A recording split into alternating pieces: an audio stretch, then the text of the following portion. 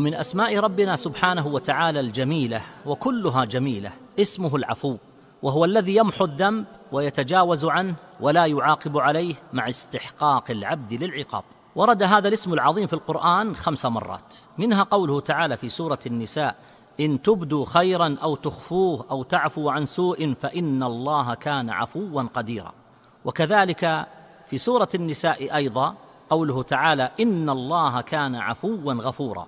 وأمام هذا الاسم العظيم أقول: أولا، مشاهدتك لعظيم عفو الله تعالى عن عباده يزيد من محبتك له وطمعك فيما عنده.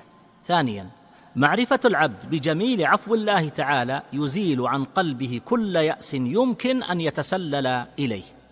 ثالثا، من طلب عفو الله تعالى بصدق فهو جدير بأن يعفو الله عنه، وخاصة إذا شفع مع صدقه ندما على ما كان منه من المعصية ومحاولة جادة للسير على الطريق المستقيم.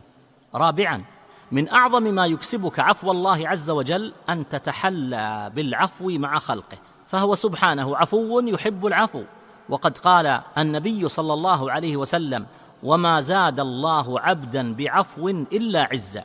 وقال في كتابه معظما أجر العافين: وجزاء سيئة سيئة مثلها فمن عفا وأصلح فأجره على الله.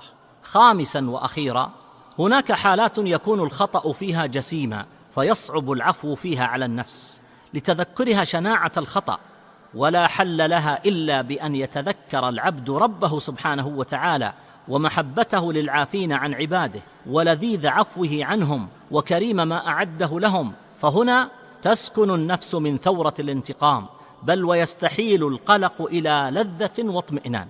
وخير مثال على ذلك ما فعله يوسف عليه السلام مع إخوته، وقد فعلوا به ومعه ما تعلمه، ومع هذا كله يقولها بلا تردد: لا تثريب عليكم اليوم يغفر الله لكم وهو أرحم الراحمين.